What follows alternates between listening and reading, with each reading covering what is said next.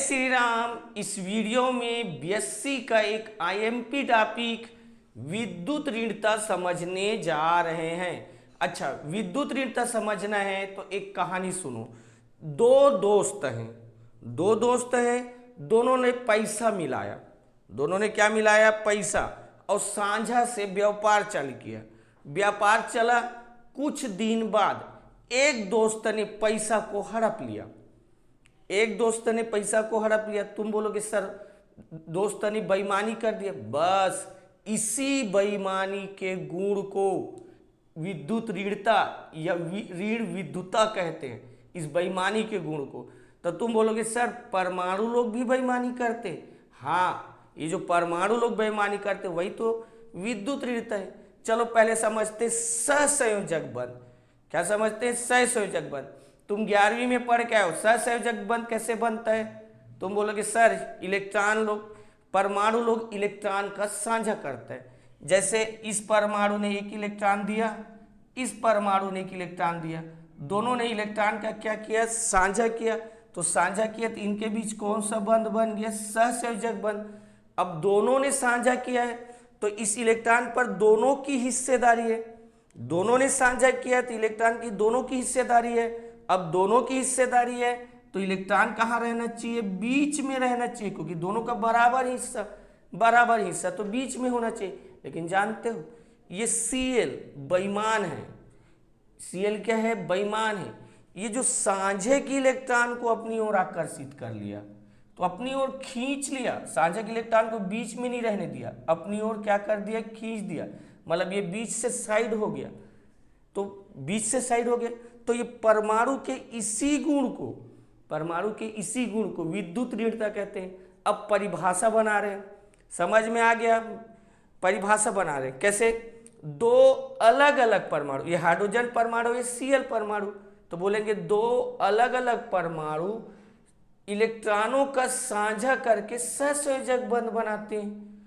और यदि उनमें से, इन दोनों में से, इनमें से कोई एक परमाणु, जैसे ये परमाणु, कोई एक परमाणु साझे के इलेक्ट्रॉन को अपनी ओर आकर्षित कर लेता है, तो परमाणु के इस गुण को ही विद्युत ऋणता कहते हैं।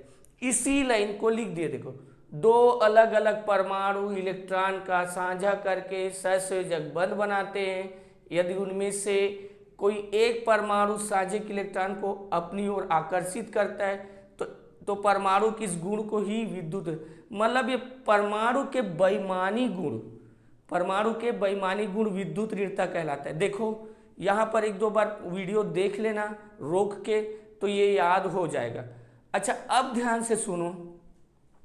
इलेक्ट्रॉन इसके पास गया, तो जानते हो इलेक्ट्रॉन जिसके पास जाता है उसमें आंशिक ऋण आवेश, जिसके पास जाता है उसमें आंशिक ऋण आवेश। अब तुम बोलोगे सर इसमें ऋण आवेश क्यों आ गया? तो अब बताओ इलेक्ट्रॉन में कौन सा आवेश होता है? तो बोलोगे सर इलेक्ट्रॉन में ऋण आवेश होता है। तो ऋण आवेश इसके पास गया तो आंशिक ऋण आवेश आ गया। अब तुम बोलोगे सर पूरा ऋण आवेश क्यों नहीं आया? तो याद रखना इलेक्ट्रॉन पूरा नहीं जाता, ये बीच में थोड़ा सा साइड होता है, बीच से थोड़ा सा साइड होता है, पूरा इलेक्ट्रॉन नहीं जाता।